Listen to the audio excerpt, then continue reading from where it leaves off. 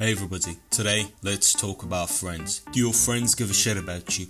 To answer this question, we should first ask what you represent in this sentence. If it represents the things you enjoy, well, I'm sorry to break it to you, but your friends most likely haven't watched 50% of the YouTube links you've sent them, and they probably would enjoy it more if they could just listen to their own music in the car instead of your music forced into their souls. They have different tastes, different memories, and overall different personalities, so wouldn't it be great if there was a clone of you which you could hang out with? You both love the same movies, the same songs, you both had the same set of memories. You two could just put on one of your favorite movies of all time on TV, order some chicken wings, and spend the night having the time of your life. You share the same sense of humor, so everything funny you say makes your clone lose his shit. No more awkward silences, no more meaningless small talk, nothing so cringe that you want to rip out of your body and escape into the abyss.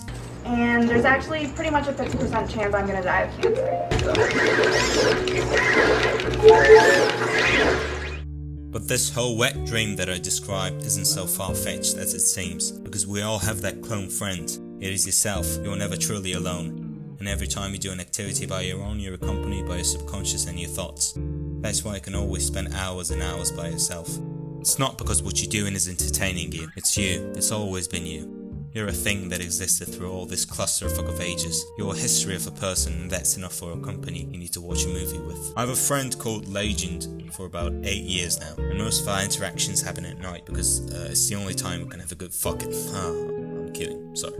Most of our interactions happen at night because of gaming nights. I've not seen his face for about 2 or 3 years, but every time I hear his voice, sweaty fucking noise in the party. I don't know, I jerk off probably. I don't know what I wanted to say when I started talking about Legend, but it makes me happy that he is still alive. Legend, if you're watching, I hope you get fucked by a goat someday. There's another subject that I think it needs to be addressed here. Maybe there's no friendship to begin with. There was this kid in school who was my so-called best friend. I used to write short stories back then. I'd bring some homemade snacks with myself and I would find some lonely kids to trade my snacks with their time to listen to my stories. In this period of time, I got close to this best friend guy that I talked about. And to my utter surprise, after a couple of days, he listened to my stories for free. That kid later on turned out to be one of the smartest kids in my class and eventually in the whole school.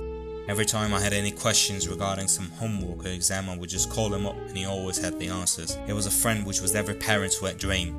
But when he got to college, he just ignored my ass. Some friendships just don't work out, but if you're lucky enough, you'll find that indelible connection so you can send you shitty memes to. To sum it all up, yes, your real friends give a shit about you. Not about your interests or passions, but about you and your journey. So if you ever die in a car crash, you can be sure that someone would say, "Damn, he died in a car crash. He was a good kid."